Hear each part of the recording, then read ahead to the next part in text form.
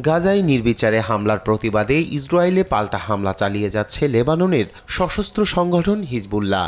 এর প্রতিক্রিয়ায় লেবাননে বিমান হামলা চালাচ্ছে তেল আবিব। স্থানীয় সময় শুক্রবার রাজধানী বৈরুতের দক্ষিণ শহরতলির একাধিক ভবনে বিমান হামলা চালায় ইসরায়েলি যুদ্ধবিমান। এতে নিহত হন শিশুসহ বেশ কয়েকজন। ইসরায়েলি বোমাবর্ষণে ক্ষতিগ্রস্ত হয় রাজধানী বৈরুতের বেশ কিছু স্থাপনা। এছাড়া ধ্বংস হয় বেশ কিছু আবাসিক ভবন। শুক্রবারের হামলায় নতুন নতুন এলাকা থেকে বহু মানুষকে নিরাপদ স্থানে সরিয়ে নেওয়া হয়। বিভিন্ন গণমাধ্যমের দাবি, ইসরায়েলের বিরুদ্ধে লড়াই জোরদারে সিরিয়া থেকে অস্ত্র পাওয়ার চেষ্টা করছে হিজবুল্লাহ। তবে গোষ্ঠীটির সব প্রচেষ্টা নস্যাৎ করার হুঁশিয়ারি দিয়েছেন ইসরায়েলের প্রতিরক্ষা বাহিনীর মুখপাত্র। হিজবুল্লাহর এ ধরনের কার্যক্রম বানচাল করতেই তাদের শক্ত ঘাঁটি দাহিয়া থেকে সিরিয়ার দামেস্ক পর্যন্ত ইসরায়েলি সেনারা বিমান হামলা চালাচ্ছে বলেও জানান তিনি।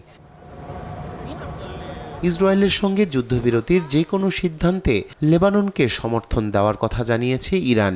শুক্রবার বৈরুত সফরে গিয়ে এ মন্তব্য করেন ইরানের সর্বোচ্চ নেতা আয়াতুল্লাহ আলী খামেনির উপদেষ্টা আলী লারিজানি। ইরান সমর্থিত সশস্ত্র সংগঠন হিজবুল্লাহর ওপর ইসরায়েলের ব্যাপক হামলার মুখে সংঘাত বন্ধ ইস্যুতে প্রথমবার নিজেদের এমন অবস্থানের কথা জানালো তেহরান।